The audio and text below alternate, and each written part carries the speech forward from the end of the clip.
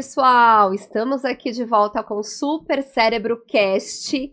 Hoje está imperdível com uma pessoa que eu tenho uma grande admiração, já acompanho muito tempo, e o Super Cérebro vem a agregar tantas informações para vocês. Quem não conhece o Super Cérebro tem que acessar. Nós trabalhamos com uma metodologia onde desenvolvemos habilidades cognitivas e socioemocionais, com soroban, jogos de tabuleiro, uma amplitude de materiais para todas as idades, de 2 anos até 99 anos. E hoje nós vamos falar de algo que está muito em alta, e eu recebo aqui com muito orgulho Pedro Cortella. Seja muito bem-vindo, Pedro, que delícia tê-lo aqui. Delícia para mim, obrigado, prazer estar aqui, que bom, falando de coisas que me interessam muito nesse momento, que é justamente habilidades cognitivas, socioemocionais, que bacana, parabéns pelo trabalho, eu já admiro há algum tempo, então Renata, que bom que a gente está aqui falando. Que bom, gente, o currículo do Pedro é impecável, e eu adorei a primeira palavra, Pedro. Pedro Cortella é futurista. Vamos pensar aí no futuro. Estrategista digital, comunicador, especialista em educação, que é o que nós falamos aqui, tecnologia, comportamento, uma carreira assim, notável no jornalismo. Trabalhou em grandes veículos de comunicação, né, Pedro? MTV, Band, TV Globo... Tudo isso. E é tudo isso. Esqueci alguma coisa. Tudo isso me traz até aqui, mas só uma correção só impecável jamais. Muitos pecados pelo caminho. Não, mas você tem trilhado uma trajetória maravilhosa, Pedro. Tenho acompanhado o seu trabalho, principalmente nas redes sociais. Que bom. E tenho visto o quanto você tem agregado, né, a todas as pessoas. E uma coisa muito importante, Pedro, que eu vejo, você traz informação de qualidade, né? Nós saímos daquele achismo do que as pessoas estão colocando ali, porque as redes sociais e a mídia social, as mídias que nós temos, muitas vezes ela traz um desserviço. Sim. Né? E eu acho que você traz uma questão muito importante, que é a questão do pensamento crítico. E eu queria que você começasse já falando o que é esse pensamento crítico. Que bom, que bom. Obrigado por todos os elogios aí. Do meu currículo aí que você falou, realmente tem... Já tem uma certa trajetória aí, 41 anos, quase 42 de idade. Mas não, para não deixar a impressão de que existe tal coisa como uma trajetória impecável, seja sem falhas, sem caminhos em que a gente vai se descobrindo, porque eu acho que até o momento em que a gente erra, né, ou o momento em que a gente não tem o resultado que a gente espera, ele é necessário para a gente chegar num momento maior, que é onde nós estamos agora, que é com os aprendizados dos erros e com, claro, os louros dos sucessos, né? Então, Renata, o pensamento crítico chegou na minha vida muito por um propósito, um chamado de propósito, assim, uma missão. Eu acho que quando você começou a me acompanhar, eu ainda falava muito justamente sobre posicionamento nas redes sociais, autoridade digital, que foi onde, depois do jornalismo, a vida me levou também, né, como que um chamado, assim, de aproveitar essa democratização das mídias, de entender que, cara, agora cada pessoa pode ser a sua própria emissora de televisão, sim, e existem benefícios nisso, e a gente tem que trabalhar para trazer pessoas boas e bom conteúdo, e pensamento crítico, e ética, e filosofia, e fazer as pessoas pensarem com a própria cabeça, desenvolverem a sua independência, mas também no meio do caminho a gente é atropelado, de certa forma, por tudo isso que você disse que também existe nas redes e que, infelizmente, recentemente, acho que de 2 anos e meio, quase 3 anos para cá, com a popularização da inteligência artificial, que é o que me deu essa última mudança da carreira, as coisas se aceleraram demais. E essa parte ruim das redes sociais, eu acho que pós-pandemia e principalmente de 2 anos para cá, elas se intensificaram bastante. Então essa luta que era honrosa de trazer questionamento, de trazer pensamento crítico, de trazer uma proposta de uma educação mais libertadora para as redes, ela ficou mais desafiadora, ela ficou mais difícil. Eu acho que, de certa forma, muitas máscaras caíram aí nos últimos anos sobre o verdadeiro propósito das redes, qual que é o controle que as big techs ou que as grandes empresas exercem sobre elas. A gente viu vários desdobramentos na sociedade, na política, na relação entre as pessoas, e também no mercado de trabalho, né, que se reflete de uma forma em que eu acho que agora sim, cada vez mais, a minha busca vai sendo... Quando você trouxe aí o futurismo, é o último título mesmo, é onde eu me debrucei a estudar desde o ano passado. Eu coloquei como primeiro. Não, mas tá lá como primeiro mesmo, porque é meu propósito agora. Ou seja, tentar entender para onde vamos para que a gente possa tomar uma ação agora. Né? Tentar traçar um desenho de futuro, um cenário, né, de 5, 10, 20 anos, em que a gente entenda como que a gente vai conseguir sobreviver. Você sabe que eu faço sempre essa pergunta, Pedro? Como é que nós vamos conseguir sobreviver? E a gente tem vindo numa questão, não sei se você tem filhos, né? Mas na educação mesmo, acho que com os pais, aquela dificuldade de educar os seus filhos hoje, perante as redes sociais, que vão influenciando muito. Na educação, a gente fala muito sobre o pensamento crítico, inclusive é um dos pilares da BNCC que nós temos, é o que a gente trabalha aqui no Super Cérebro, principalmente na questão socioemocional. E aí eu sei que você está muito imerso também na educação, Pedro, né? Eu vejo você muito imerso nisso. No ano passado, a gente já trabalha com cursos online EAD para adultos, né?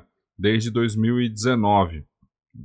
No mercado digital, assim, impulsionado muito pelo alcance das redes sociais, encontrando ali um caminho que seja mais coerente com tudo que a gente vinha desenvolvendo na Agência Sofia, que é minha agência, que eu criei logo depois que saí da Globo, que se propunha a criar conteúdo digital para pensadores, para líderes de pensamento.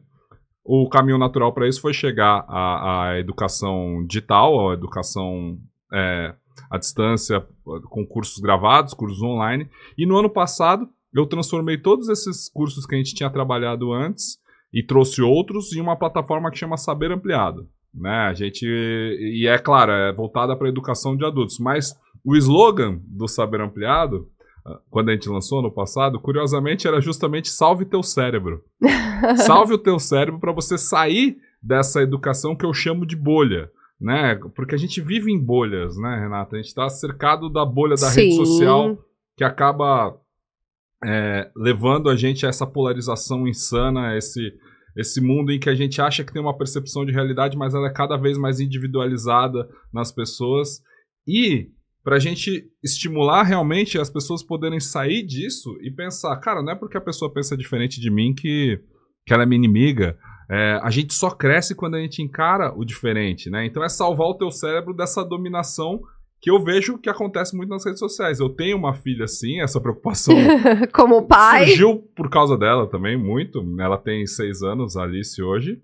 E o nosso desafio como pais de crianças, adolescentes hoje é justamente saber que ela não vai ter o mesmo caminho que eu. A forma dela aprender não pode ser a mesma que eu aprendi. A gente tem que sair desse modelo mesmo pós-revolução industrial de educação que forma consumidores e forma... Uma educação bancária, né? Uma educação bancária, como diria o ótimo e referência desde sempre, né, Paulo Freire.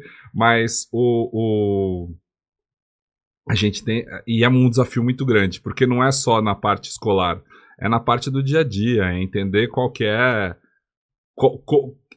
tentar se desprender de várias amarras que é muito difícil, porque não foi um desafio tão grande para os nossos pais, sabe? Para o meu pai não era um desafio tão grande, ele sabia que ele tinha que me estimular simplesmente a estudar, a aprender conteúdo, a ser conteudista, e claro, ele na parte de casa tinha a formação cultural, a formação ética, a formação de socioemocional no sentido, mas... tinha um caminho, era, cara, estudar, vestibular, emprego... você traçava um caminho, traçar né? um caminho só. Você já sabia onde você queria chegar, né? Exatamente. E agora, com a inovação dessa forma desenfreada que a gente tem, né? Com a progressão tecnológica exponencial, que é da inteligência artificial, porque a inteligência artificial é engraçado como as coisas mudam, né? Há 3 anos eu dava palestra dizendo que, cara, a inteligência artificial é uma ferramenta. A gente tem que usá-la a nosso favor. É uma ferramenta, é uma ferramenta. Não é só uma ferramenta, é um paradigma. Muda tudo. Muda tudo. Muda. E a gente está terceirizando muito do nosso pensamento. A gente está terceirizando muito do que é o humano para ela, assim. Então, o que a gente vê é uma perda da nossa capacidade cognitiva conforme a gente usa essas plataformas.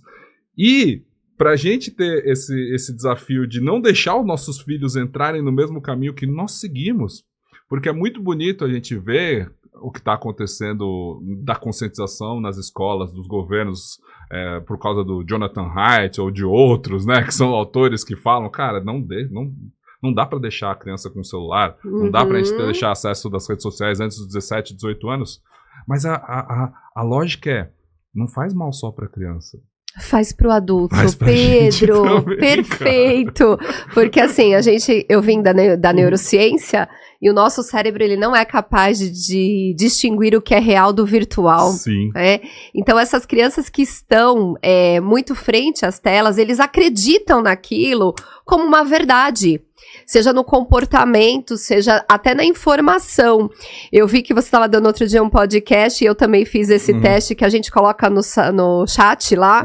Eu pedi uma imagem, Pedro. Eu falei, eu estava trabalhando com as zonas azuis. Sei. Que são aqueles locais onde as pessoas vivem mais e vivem bem. Porque a gente trabalha com idosos. Sim. E o nosso propósito é tirar as crianças das telas, trabalhar com jogos de tabuleiro, colaborativos. Super necessário. Super necessário. E aí, quando eu vi o seu podcast, eu falei exatamente o que eu tinha feito. E pedi lá uma imagem de Okinawa, que eu vi você estava falando num evento que você foi. E eles colocaram Okinawa dentro da América. Eu falei, imagine se uma criança que não tem esse pensamento crítico que você tá fazendo, né? Você tá trazendo, e a escola ainda traz a memorização como algo muito valoroso. Então a gente acaba, a criança, o adolescente, vai acreditar naquilo como uma verdade. E eu vi que você colocou até, foi uma igreja de Uberlândia, num dos seus podcasts. Eu falei, mas será que é realmente isso, né? E aí a internet, as redes sociais, a inteligência artificial, traz tudo dentro de um padrão. Sim. E mais que isso, a gente vai perder... As crianças vão acreditar nisso e a gente já está acreditando. É verdade. A gente já está acreditando. Eu acabei de assistir esse fim de semana um filme muito interessante no HBO, para quem puder assistir, que é o Mountain Head, que é uma sátira ali recente, saiu tem umas 2 semanas, eu acho, que é sobre bilionários, né, do Vale do Silício que pelo roteiro eles são amigos e eles se encontram num fim de semana entre amigos para ter um fim de semana de relaxamento ali entre os caras. E aí as conversas deles, né, mas, paralelamente, está acontecendo uma grande revolução no mundo, porque o que supostamente seria o dono da Meta lá, o Mark Zuckerberg, né, o personagem que faz o que seria o paralelo a ele, porque tem outro nome, outra rede social, como se fosse, mas ele acaba de disponibilizar uma série de ferramentas de inteligência artificial que permitem qualquer pessoa criar qualquer vídeo, e isso está causando caos no mundo, assim, porque as pessoas estão fazendo vídeos das outras cometendo crimes e a reação é no mundo real, é na sociedade. Então, incêndios na Síria e atentados na Venezuela e sei lá, ou seja, o mundo vira de ponta cabeça e eles estão lá num resort de esqui, assim, discutindo isso e conversando e tendo outras discussões que tem mais a ver com o próprio ego deles do que qualquer outra coisa. Mas, trazendo para o nosso mundo real, isso já acontece, né? O meu grande ponto de inflexão aqui e de questionamento de tudo que eu fazia mesmo, Renata, até o ano passado, era uma postura que eu ainda era otimista e pensava ser positivo do uso das redes sociais, e de um ano para cá, meu completo... eu vendo que as coisas não são assim. Legal, e não vão ser assim, entendeu? Então, quando eu fui estudar o futuro, como que a gente traça um cenário em que a gente possa estimular, assim, as crianças não só a saírem das telas, mas eventualmente a jamais chegarem nelas. Se isso é possível, gente, sabe? Vocês estão ouvindo isso? Fazer com que elas não cheguem a isso. Não cheguem, não tenham essa... E é muito difícil. Eu ainda vivo em tela. O nosso trabalho tomou conta da nossa vida. Então, não é uma questão de... E eu acho que a gente vai chegar, sabe? Porque a escola ainda é cada vez mais conteudista. Claro, quando a gente fala de Brasil, quando a gente fala de dados, escola pública, não sei o que. Mas, por exemplo, a escola da minha filha, que é uma escola de classe média alta em São Paulo, eu já vejo um movimento. Não é só um movimento, é totalmente diferente do que eu aprendi, assim, sabe? Talvez com quase 6 anos e pouco, eu já estaria... prestes a ser alfabetizado ou mais completamente alfabetizado, e a minha filha ela tá fazendo outras coisas, porque a escola já entende que é outras coisas, e é justamente muito mais o socioemocional, muito mais as brincadeiras que... As ferramentas sensoriais. Exatamente. Então, assim, fico com raiva com quem diz que a escola não evoluiu, assim, sabe? A escola evoluiu sim, existem pessoas que também estão preocupadas como você, né? Eu acredito que a geração da minha filha vai ser muito melhor do que a geração Z, no sentido de eu também acredito nisso, Pedro. A gente teve esse momento há 10 anos atrás em que a gente foi atropelado por essa tecnologia. Os pais da época que tinham crianças entendiam, como sempre entendemos, que é bom deixar, né? É bom, cara, deixa ele brincar com isso daí, ele se desenvolve. Eu sou de uma geração que nos anos 90 a gente era quem ensinava os nossos pais a usar a tecnologia. A gente ensinava nossos pais a usar o computador, a programar o videocassete, a fazer as coisas, né? A rebobinar as fitas. Exatamente. A gente que ensinava. Então, e isso ficou. Só que chegou no meio da década passada, veio esse negócio que é o smartphone, em que começou a mudar a relação entre os seres humanos, mudar tudo, intermediar a nossa vida, e isso já se prova danoso na sociedade, no desenvolvimento do nosso cérebro, né? No desenvolvimento das nossas relações. Então a gente vai entender que, ou seja, já tá cristalizado que isso faz mal. Então, para essa próxima, que é a da minha filha, os alfa, né, dizem que será diferente. Tenho fé que será diferente. Eu também tenho, Pedro, eu também tenho. Temos que ter, na verdade. Temos que ter, porque hoje a gente percebe, eu trabalho com educação já há mais de 30 anos dentro de escola também, e eu vejo que as crianças muitas vezes têm dificuldades em lidar com as suas emoções. Sim. Com a frustração, com ganhar e o perder, porque a gente está numa sociedade que tudo se ganha, né? Na verdade não, tudo se perde, mas a gente cria os nossos filhos apenas para o ganhar. Sim. E como é que a gente pode então treinar o cérebro dessas nossas crianças, ou se você tem algumas dicas, porque a gente tem um excesso de informação, muitas fake news, como é que a gente pode treinar, né? Como é que você treina a Alice ali a ter um pensamento crítico sobre isso? Uma das frases que eu mais tenho divulgado, mas não é para criança, com criança é mais com você. Eu tento salvar, o meu trabalho, eu tenho pouco conhecimento em como influenciar a Alice, mas a minha preocupação com ela é principalmente em tirá-la da tela, né, e mostrar que, tipo, ou seja, ela me dá bronca quando eu fico muito na tela. Isso já é um ganho pra mim, eu acho, assim. Pra mim e pra minha esposa, assim. A gente demoniza as telas em casa mesmo. Não a da televisão, a gente, fim de semana, ela tem um tempinho de televisão, mas não todo dia também. E geralmente um filme mais longo. Geralmente um episódio de, sei lá, mais de 1 hora, assim, ou então um filme Disney, coisas que são conteúdos para ela ficar seguindo uma linha, um raciocínio, uma história. Ter uma atenção mais sustentada. Ela não gosta, cara. Ela agora com 6 anos, ela não, quero ver curtinho, quero ver um Bluey, Luna, ou o que seja, né, que é o que ela mais gosta, que é curtinho, então é uma luta lá em casa. Para adultos, né, o que eu tenho dito já há 2 anos é uma frase que é: se é pixel, não é real. Né? Se é pixel, não é real. Você está vendo numa tela, e você que está ouvindo esse podcast, você está ouvindo através de um aparato que tem uma tela, mas você deve desconfiar que nós estamos aqui falando, né? Que existem essas pessoas aqui, que eu sou real. Para mim, eu só sou real para você, Renata, e para o nosso amigo que está ali controlando o estúdio. Porque, além disso, nada mais, não existe mais prova concreta que qualquer imagem intermediada por uma tela, intermediada por pixels, é real. Tudo pode ser reproduzido, ou seja, a gente perdeu completamente a noção de entender que o vídeo é uma prova. Então a gente tem que criar uma geração, porque eu e você já era. Sim. Os adultos já eram, assim, mas a gente tem que criar uma geração que seja capaz de duvidar de tudo. Que seja capaz de ir perguntando, que seja mais socrático, no sentido de... Não é porque eu estou vendo que isso aconteceu, não é porque eu estou vendo numa tela que isso aconteceu. E é muito difícil a gente ter uma resposta para isso, assim, ou seja, porque tudo também já está sendo questionado por outros motivos que não o simplesmente da realidade. Pelos vieses, sei lá, por qualquer motivo que exista, tudo que a gente entendia como concreto está sendo questionado. Mas se a gente quiser evoluir, a gente vai ter que entender que está numa tela, está numa rede social, se foi produzido por algo intermediado por aplicativos, por qualquer coisa eletrônica, qualquer produção eletrônica, a princípio não é real. Tipo, é duvidar de tudo mesmo, duvidar de tudo. Uma pergunta que eu faço é assim, não sei quantos ouvintes tem um super cérebro no YouTube, quantos seguidores tem? Quantos seguidores tem? Na verdade, você na sua rede pessoal. Eu tenho, juntando tudo, dá quase 150 mil seguidores. Quantos te conhecem pessoalmente? Não dá pra colocar nessa mão.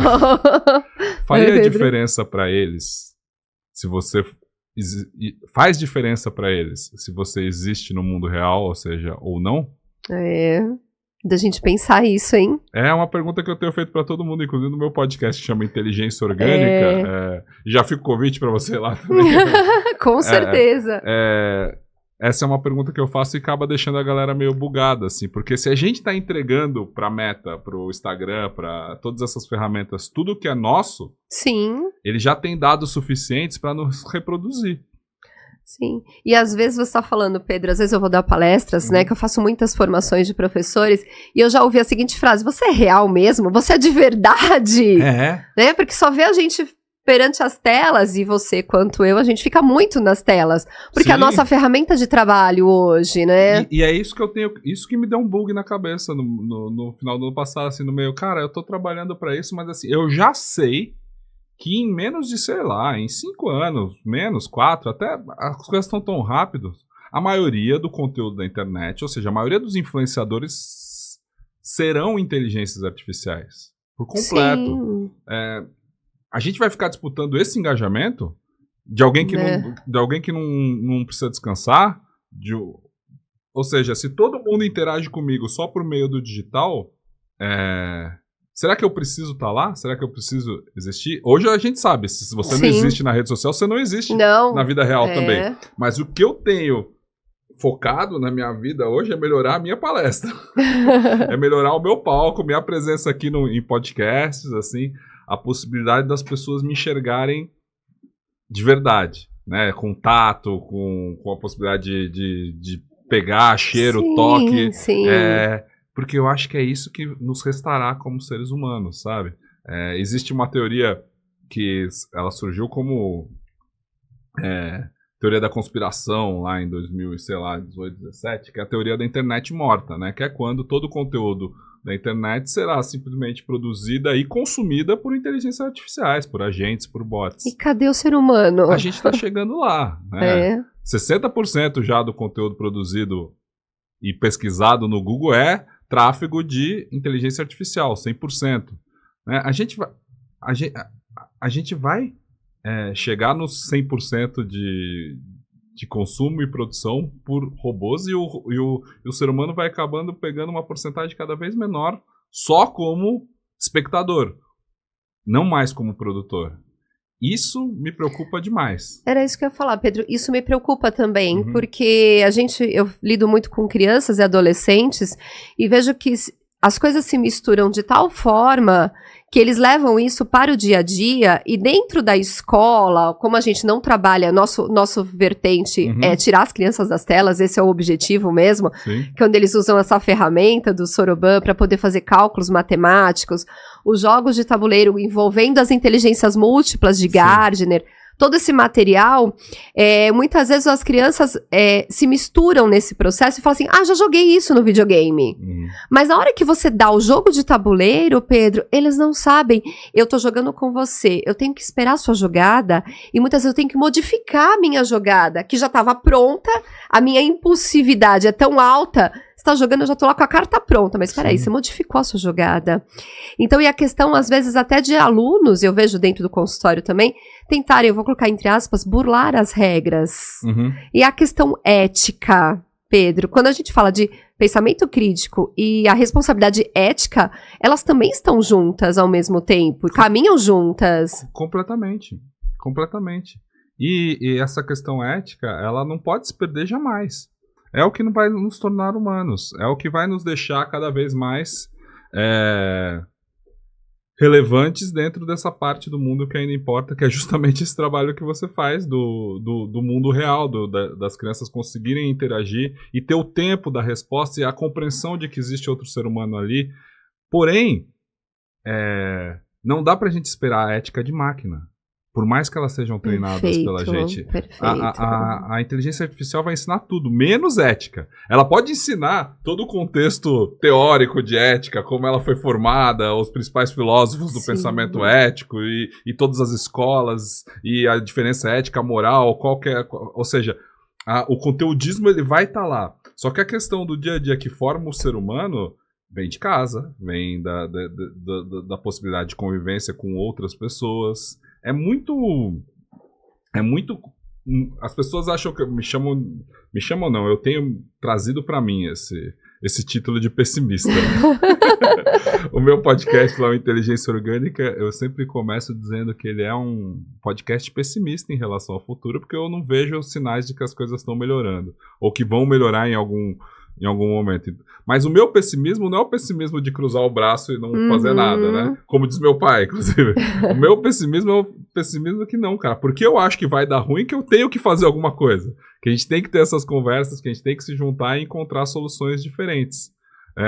O que eu vejo da importância ou seja, onde que a gente vai cultivar a ética? Em pensamentos, em conteúdos que levem para o pensamento crítico, em atividades com crianças que produzam isso de alguma forma coletiva, né? Ou seja, trazendo para a sala de aula cada vez mais, trazendo para o sensorial cada vez mais. E na fase adulta, ou seja, com quem eu trabalho, tentando tirar as pessoas de bolha, tentando tirar as pessoas do que hoje inunda a vida delas, que é essa comunicação messiânica, essa comunicação ostensiva de prosperidade ou de sucesso fácil. A gente vive uma epidemia hoje no Brasil, que é, por exemplo, as apostas, as bets, assim, que isso tá tudo ligado, né? É engraçado. O coach de prosperidade, ele não é muito longe da bet de prosperidade ou da igreja de prosperidade. Ou seja, a noção que une e que mercantiliza todas as nossas relações, ou seja, toda relação é intermediada por algum tipo de ganho, algum tipo de retorno financeiro. O conhecimento sempre para eu conseguir alguma coisa, sabe, Renato? Eu vou fazer essa pós-graduação porque eu quero uma promoção, eu vou fazer... Para que eu vou estudar isso? Essa pergunta tem que ser... constante. Não, essa pergunta tem que ser extinguida. A gente tem que aprender pelo prazer de aprender. Não perfeito. Para alguma coisa. Eu não vou aprender para o vestibular. Não vou ter que fazer isso para conseguir alguma coisa. A gente tem que voltar a ser apaixonado pelo conhecimento. O Clóvis, eu tive uma conversa com ele muito boa. O Clóvis de Barros, também filósofo desses que a gente já trabalhou junto em projetos de educação. E ele disse uma coisa que para mim é muito verdade. A educação formal, essa que a gente passou, ela sempre foi conservadora, no sentido de te deixar padronizado dentro de um formato. Ela não estimulou o pensamento crítico. Não. Esse lugar que a gente está chegando nunca existiu. E aí a gente tem um conflito na escola, então, também, né? Porque você tem professores que foram ensinados e moldados nessa estrutura. Porque Isso não interessa para ninguém. É. Ou seja, o poder não está interessado em formar pensadores. O poder está interessado em formar consumidores. Sempre. Quem está no poder? Isso, cara, vão me chamar de não, porque é comunista, Não sou nadaísta, não sou nem nada. Eu já saí faz tempo dessas caixinhas direita e esquerda. Nem anarquista eu sou, não é isso que a gente está tentando passar aqui. É que a necessidade da gente formar pensamento crítico é a necessidade da gente criar questionadores, mas não questionadores revoltados que estão aqui para quebrar o establishing, o sistema, Sim. ou o que for. Questionadores que possam entender que outro exemplo do Clóvis, que um ser humano que mora em Massachusetts não pode me dar 5 dicas para eu ficar sobre como eu posso ser feliz, entendeu? Pode até funcionar uma coisa ou outra, mas ele não vai ter a chave do meu sucesso de forma padronizada, porque não existe o padrão pro ser humano, né? Então, esse desafio do supercérebro, da gente, com a próxima geração, ele é gigante. Sim. Não tem fórmula, né? O que a gente quer ainda é uma utopia, que é justamente esse mundo em que as pessoas consigam pensar livremente, consigam questionar, pensar fora da caixa, entender a melhor forma de vida coletiva, dentro de qualquer sistema de governo, de qualquer sistema econômico, de qualquer sistema de mercado, que seja, mas com o pensamento individual que seja mais empático. Acho que é para isso que eu luto. A gente busca pela empatia. Isso é muito louvável, Pedro, porque a gente luta contra um sistema muito grande, claro. Né? E acho que tanto você quanto nós do Supercérebro, a gente está caminhando, nós estamos percorrendo um caminho muitas vezes ao contrário. Quando você falou do seu podcast, que me chamou a atenção, orgânico, né? Inteligência orgânica ali, né?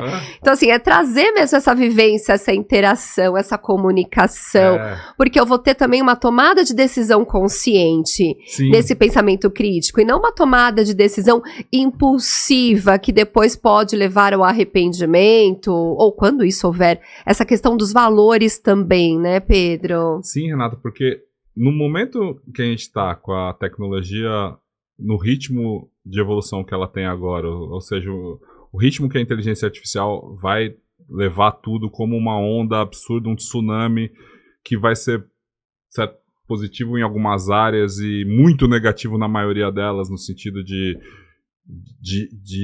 inutilizar a grande parte dos seres humanos, assim, a gente só vai ter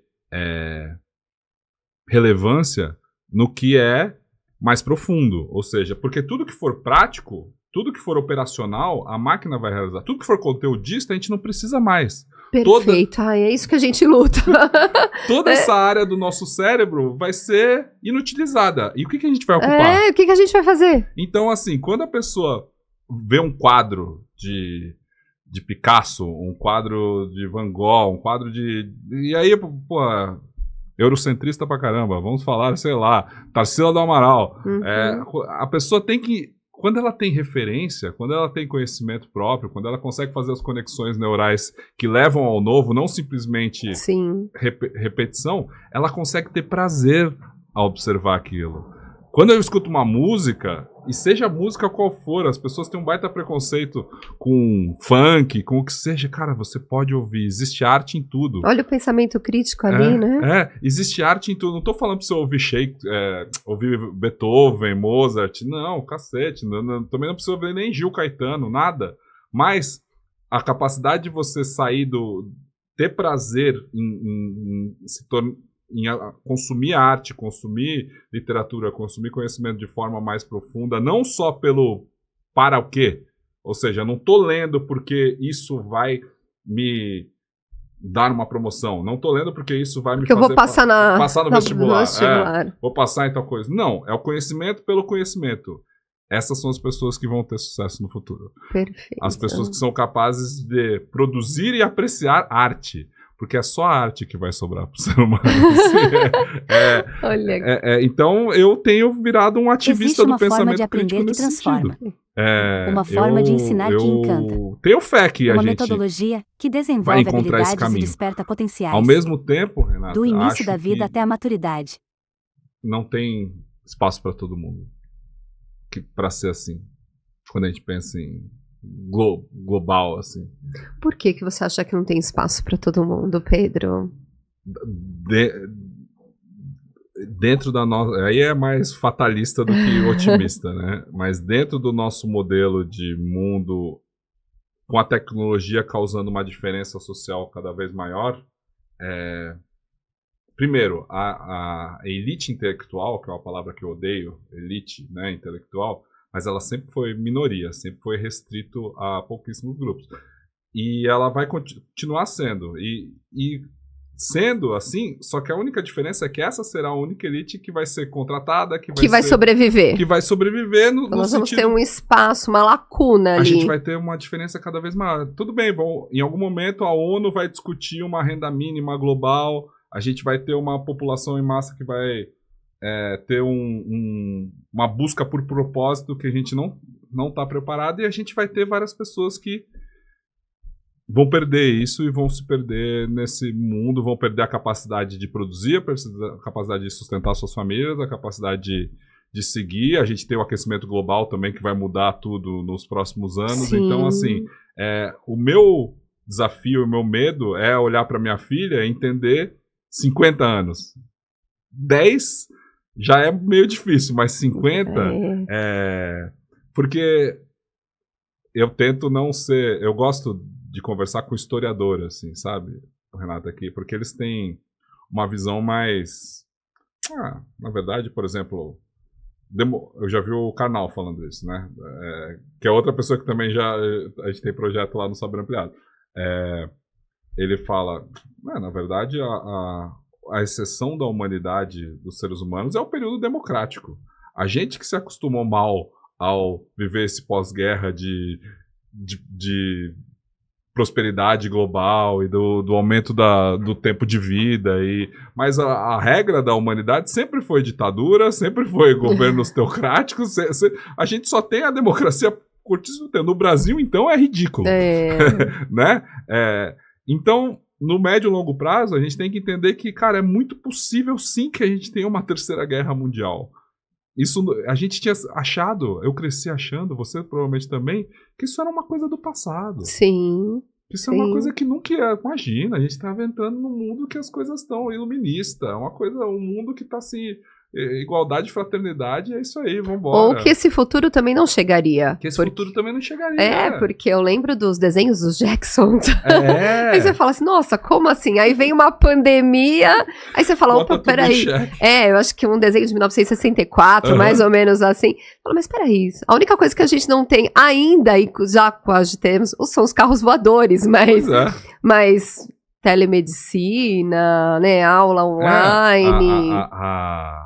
A Rose, que era a robô empregada, ela tá muito próxima, cara. Muito próxima. Ela tá muito próxima. Assim, muito próxima mesmo. As pessoas acham que é mentira ou que é exagerado dizer que em poucos anos a gente já vai ter da mesma forma como a gente tem um robozinho aspirador de pó hoje, super acessível para todo mundo, essa tecnologia também vai chegar super acessível para todo mundo, de ter, né, efetivamente uma Rose, um robô em casa que seja capaz de fazer não só as tarefas domésticas, mas também olhar criança, também, né, ser responsável pela manutenção da casa, fazer compra, diversas formas. Então, assim, é um futuro próximo desafiador. E que conselhos, Pedro, você daria para os jovens para manter esse difícil... Mas eu tenho certeza que você vai conseguir aí, você traz boas contribuições. Que conselhos você daria para os jovens? Sabe o que é louco, Renata? Quem é jovem hoje? Porque assim, num mundo em que todo mundo dura 90 anos, ou 80 e muitos, depende. Boa! Então eu estou dentro do... Quem que é jovem? Porque na minha época, falar jovem era... 18, 19 anos. 20 e poucos que tava ali encontrando um primeiro caminho na vida. Em busca do primeiro emprego. Tendo aquela decisão que pra minha geração foi mentirosa, de que você tinha que escolher o que você ia fazer pro resto da vida. Agora a gente chega aqui com 40, um monte de gente entendendo que, cara, não quero mais isso. Não, e o percurso foi mudando, né, claro. Pedro? Porque você começa com o seu emprego, com aquela profissão, e no meio do caminho Como talvez você, né? Nós mudamos um pouco o percurso, acompanhando a evolução. A gente foi atropelado pela mudança. Pela mudança tecnológica do mercado, do que seja. Mas, ao mesmo tempo, a gente entendeu que... A gente entendeu que, em algum momento, que os caminhos eram viáveis, assim, né? Que existiam essas outras possibilidades. Agora, de start... as pessoas já têm que entender isso. Então, assim, a geração Z, ou o que seja, ela já mostra que não faz sentido eu ter um emprego só, fazer um caminho. Sim. E a gente, com o nosso cérebro formado no século passado, a gente tem dificuldade de entender que esse cara não quer isso, que esse geração Z, esse cara de 20 e poucos anos, olha pra gente e fala, caramba, mas não faz sentido. E se colocar no lugar deles não deveria ser tão difícil, porque ele vê, cara, pô, meu pai tá aí aposentadoria que ele trabalhou a vida inteira. Se dedicou tanto. Não dá pra nada. Ele tá aí tendo que ralar até hoje. É isso mesmo. Então, assim, eu quero isso pra mim? Não, ele não quer, né? Ao mesmo tempo em que a geração dos meus pais conseguiam muito mais... tendo que fazer não muito menos, mas talvez tendo que fazer muito menos, sim, porque eram as profissões, o caminho que tinha, e esse rendimento que eles tinham ali como CLT, ou como 2 empregos, do que seja, dava para construir, criar filho, comprar casa, eventualmente, ter uma condição de vida que você começava no mesmo emprego, se aposentava no mesmo emprego, formava teus filhos, né? Teus filhos casavam, iam pra faculdade, etc e tal. A minha geração já é outra coisa. Quem tem 40 anos hoje sabe que a gente tá apertado dentro dessas duas pontas. Alguns ainda têm que cuidar dos pais, porque tiveram a possibilidade de fazer faculdade quando os pais não tiveram. Ou seja, aquele ganho social que vai ser muito difícil de acontecer agora. Porque o que a gente mais tem na minha geração, 40 aos 50 anos, é pessoas que os pais não tiveram faculdade, mas os filhos conseguiram, né? E não conseguiram essas faculdades que hoje foram precarizadas da pandemia para cá, até um pouco antes, né? Do EAD, esse modelo. Aliás, esse modelo de ensino superior, que graças a Deus está sendo revisto agora, mas que ele democratizou o ensino às custas da qualidade do ensino, né? Então, o ensino superior hoje vale muito pouco perto do que valia.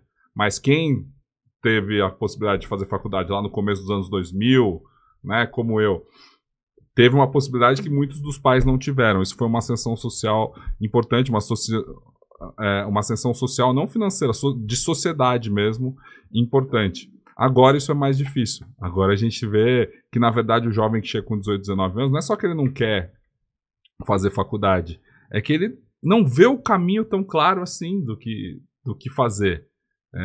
A gente entende que a faculdade é importante porque ela foi importante para a gente, dentro de um contexto de mundo nosso, dentro de um... Naquele momento, Naquele momento, e para os nossos pais também, eventualmente para os nossos avós que tiveram a chance também. O ensino superior era importante. Hoje, eu não digo que ele não é importante porque a gente não sabe o que vai acontecer, mas ele é menos importante. Isso é muito louco de entender, porque a gente já teve vários pontos aqui na nossa conversa, tipo, e as crianças? E eu não sei se eu consigo te responder. E os jovens, e os adultos, eu não sei se eu consigo te responder, entende? Antes a gente criava os nossos filhos já para aquela profissão, né? A gente precisa de um super cérebro para Precisamos, verdade, Pedro.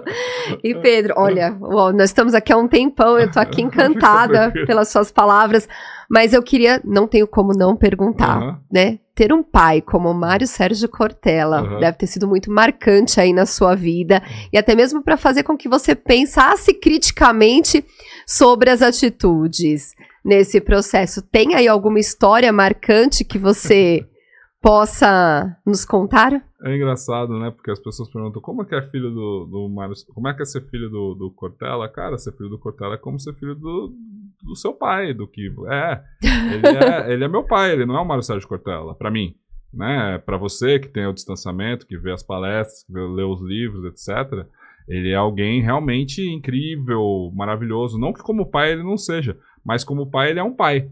né? Como é o seu pai, como é o pai de quem nos escuta. Então é muito difícil eu ter esse distanciamento crítico também, né? Ou distanciamento ideológico no sentido de achar que ele é um ídolo. Ele não é um ídolo para mim, ele é muito próximo, né? Ele é alguém que eu tenho um respeito, uma admiração enorme, mas ele é muito próximo para ser o ídolo. O ídolo é algo inatingível, né? O ídolo não tem defeito, o ídolo é maravilhoso sempre. A gente não quer trazer o ídolo pro lado humano. E eu tenho o lado humano. Então, as nossas histórias, melhores histórias, elas foram destrinchadas em outro podcast, que é o A Grande Fúria do Mundo, que a gente fez 2 temporadas, eu e ele conversando sobre vários temas que a gente nem nunca conversou. E onde a gente encontra isso, Pedro, pra assistir? Tá em todos os tocadores no Spotify. A Grande Fúria do Mundo. Mas eu tenho várias passagens, claro, com ele. Com certeza, essa vontade questionadora, essa possibilidade de pensamento crítico, vem de uma formação dele, da minha mãe, Janete, que também é jornalista, e trouxeram isso em casa, assim, muito de perguntar, de entender, de ser uma casa que valorizava leitura, valorizava o conhecimento, mas não só leitura. Eu assisti muito filme, música. Em casa, então, o que eu sou mais grato ao meu pai, a ser filho do meu pai e da minha mãe, é justamente o repertório, a formação cultural que eles me deram. As pessoas acham que a gente discutia Nietzsche, Sócrates no café da manhã. Não, isso nunca aconteceu e nunca acontecerá. Assim, ser filho de filósofo não é ter uma aula de filosofia todo dia de forma nenhuma, assim, muito pelo contrário. Mas as boas histórias de vida, elas estão nas palestras do meu pai, estão muitas vezes nas minhas também. Ocasiões em que uma história que eu gosto muito, que ele sempre me surpreendeu, é que em casa a gente tinha um dia do desaniversário, porque meu pai não era uma pessoa muito presente, não foi um pai presente, jamais. Eu digo que eu, com a Alice com 6 anos, já passei mais tempo de qualidade junto com ela do que meu pai passou comigo nos primeiros 18. Eram outros tempos. Sim, ele saía na segunda e voltava na sexta, dava 3 aulas na faculdade por dia, viajava, começou a fazer palestra quando eu era adolescente e inventou esse mercado, basicamente, né? O meu pai, ele é muito pioneiro nesse sentido. Ele abriu muitas portas. Sim, ele é o palestrante do Brasil, assim, né? Número 1. Uma referência. Ele é uma grande referência. E isso, claro, teve um custo em casa. Ele não estava em apresentações da escola, ele não estava, né, eventualmente aniversários e coisas assim. E tudo bem, faz parte. Eu já passei mais tempo de qualidade com a minha vida nos primeiros 6 anos de vida dela, por causa da pandemia também, né? Por causa de possibilidade de trabalho remoto, várias outras coisas. Mas o meu pai, quando ele voltava das viagens, e ele criou um negócio que eu achava muito legal, que estava na história do Alice nos Países das Maravilhas, que era o desaniversário. Então, bacana. De repente, do nada, ele chegava em casa com um presente e dizia, hoje é o seu desaniversário.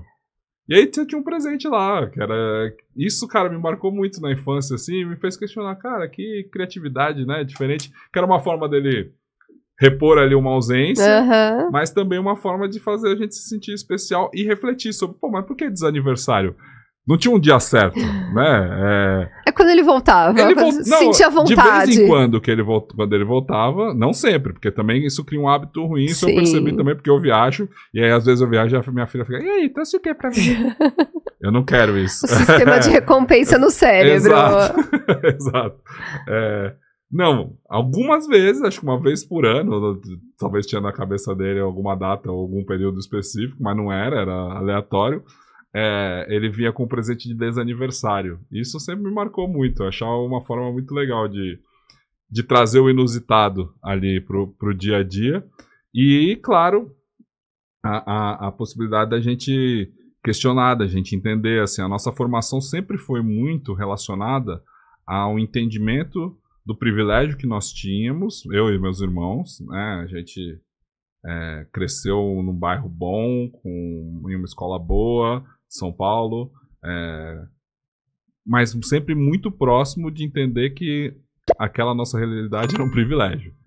Então, a gente morava no centro e a gente a gente mora no centro, né? Morou a vida inteira no centro, mas num bairro nobre do centro, que é o bairro de Higienópolis, mas é centro. No bairro de Higienópolis, você está a 3 quarteirões da Praça da Sé. Que é outra realidade. Que é outra realidade. E com o meu pai, os nossos passeios sempre foram passear pelo centro de São Paulo. A gente ia lá, ia na Galeria do Rock, e esses passeios sempre foram muito educativos no sentido da gente ver as realidades, ou seja, eu tô aqui, mas tem alguém na rua. Por que essa pessoa tá na rua e eu não? Por que essa pessoa tá morando ali e eu consigo morar aqui? Isso sempre foi muito jogado na nossa cara, educativamente falando, mas eu acho isso muito importante e eu tento fazer isso com a minha filha também. Não na mesma escala, porque é mais a gente mora em São Paulos diferentes do que era nos anos 80, anos 90, mas um pouquinho disso eu acho que é muito necessário. A pessoa, o seu filho, você que nos ouve, precisa ter a noção do lugar dele no mundo, assim, qual que é onde ele está inserido. Onde ele está inserido. E isso foi feito com maestria pelos meus pais. E você fala muito da questão do repertório, né, Pedro? Muitas vezes eu tenho, até vou repetir uma frase, a gente tem um grupo de estudos de professores universitários, e eu falo, nós temos que tomar cuidado para não ter um esvaziamento de currículo. Sim. Porque você falou da arte, da música, da comparação, né, de visitar lugares, e eu acho que com certeza o seu pai levou você para visitar lugares, não apenas para visitar, mas havia uma interação ali, olha, você está vendo isso? Vamos comparar com essa parte? Então assim, houve a interação, houve a comparação, houve uma reflexão sobre cada momento, e é isso que constrói quem nós somos hoje. Total. O meu pai, ele não dirige, né? Ele nunca dirigiu, nunca teve carta de motorista. E o passeio com ele sempre foi andar a pé por qualquer cidade em que nós estivéssemos. Então, às vezes, ele me pegava e aí, vamos fazer Ele tinha uma palestra em Belo Horizonte, por exemplo. Aí a gente eu ia com ele, pegava o voo, a gente dormia no hotel, e aí vamos conhecer Belo Horizonte, vamos andar pelo centro de Belo Horizonte, assim, eu lembro até hoje, que essa é uma viagem que me marcou muito, que ele levou a gente. Me levou, na verdade ele levava um filho de cada vez, né, isso foi muito legal, porque você só conhece a cidade que você mora de verdade quando você anda a pé, né? É verdade. Tem que sair do carro. É a pé que a gente conhece onde a gente mora, sabe? Que você tem noção, então aqui é centro, aqui é zona norte, aqui é zona sul. Até observar o que não é observável quando a gente anda de carro, né? E cada vez menos, porque hoje em dia a gente anda de carro olhando pro celular. É verdade. Então, esse é um dos pontos que eu nunca pensei, nunca falei, mas é verdade. Ou seja, sair, visitar os lugares, não só visitando, mas interagindo com ele, é repertório. É repertório sensorial. E é o que a gente trabalha muito, Pedro, né? Bom. Nós temos um trabalho, o Super Cérebro, ele começa numa escola em São José dos Pinhais, com o Ricardo Lamas, que é o nosso CEO, e ele começa a ter esse ponto de interrogação, por que meus alunos não vão bem em matemática? Ele vai para o Japão, lá ele se especializa no Soroban, aí ele traz o Soroban, começa a ver que as crianças têm resultados ali, e ao mesmo tempo ele conhece Gardner, que foi o mentor dele. Então fala, traz inteligências múltiplas.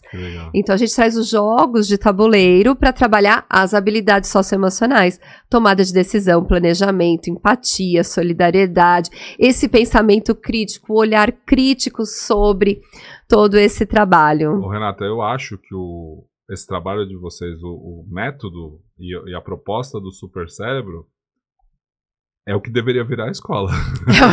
Adorei.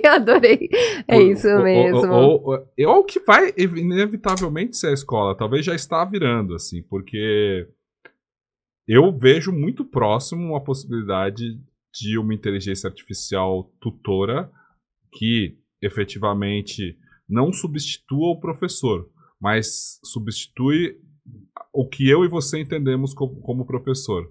O professor tem que ser um facilitador, né? Alguém que acolhe as crianças e que traz a experiência sensorial, principalmente, que intermedia ali, mas o conteúdo, eu acho que ela vai vir de uma máquina, e vai vir de uma máquina, ou seja, de uma inteligência artificial, de uma forma muito fascinante.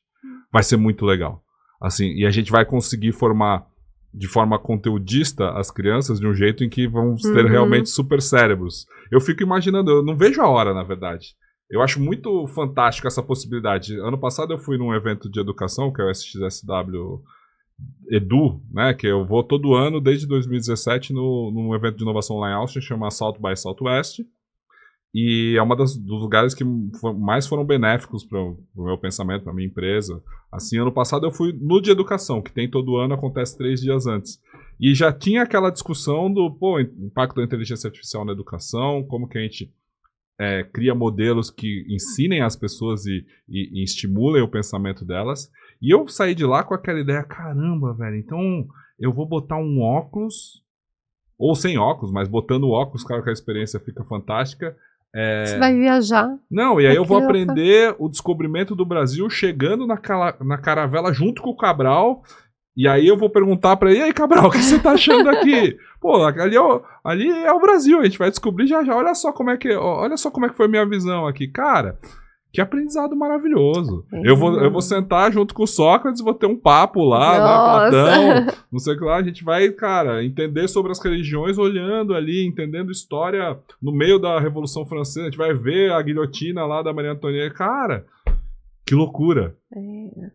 E isso é muito fantástico. Ao mesmo tempo em que eu posso estar lá, se o aluno gosta da disciplina, lá, de do Minecraft, conteúdo, que seja, se ele gosta de qualquer elemento lúdico desses que hoje estão no mundo da ficção, mas ele vai poder sentar com o super-herói favorito dele e esse super-herói vai ensinar matemática? Pô, isso é fantástico. Né? Essa pessoa vai olhar pra ele, então você gosta de mim? Tá bom, então vamos lá. Mas faz de novo. Mas já tenta por aqui com os exemplos que ele precisa para se relacionar cada vez mais. Isso aí, eu acho que é o sonho do Paulo Freire.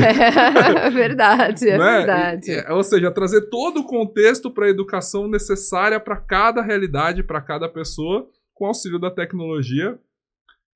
Tomara que seja assim. E que a gente possa não só pegar informação, mas transformá-la em conhecimento. Exato. Isso mesmo. E despertar o conhecimento e a paixão pelo conhecimento das pessoas. Não à toa, a filosofia é amor pelo conhecimento. E a minha agência, quando eu fundei ela lá em 2017, ela chama Sofia justamente porque é sabedoria, né? Então, que legal. Pedro, queria te agradecer. Passou muito rápido. Eu que agradeço. Olha, ficamos aqui, fiquei encantada. Eu tenho certeza que quem está assistindo também está encantado com o seu trabalho, Pedro. Agradecer em nome do Super Cérebro. Acho que nossos caminhos se encontram aí com o mesmo propósito. Com certeza. Então, muito obrigada, Pedro. Agradeço. Obrigada. Pessoal, obrigada. Fiquem aí, curtam o Pedro Cortella, que é maravilhoso. Curtam o Super Cérebro, que sempre tem novos podcasts. Tchau, pessoal. Obrigada. Você quer aprimorar as suas habilidades cognitivas e socioemocionais? Quer ter uma melhor saúde mental e também uma melhor qualidade de vida? Então eu te convido a experimentar o método Super Cérebro. O método Super Cérebro é um desenvolvimento humano integral envolvendo neurociência e educação. Você pode agendar a sua aula experimental gratuita pelo supercerebro.com.br e descubra do que a sua mente é capaz. Vem conhecer o Super Cérebro!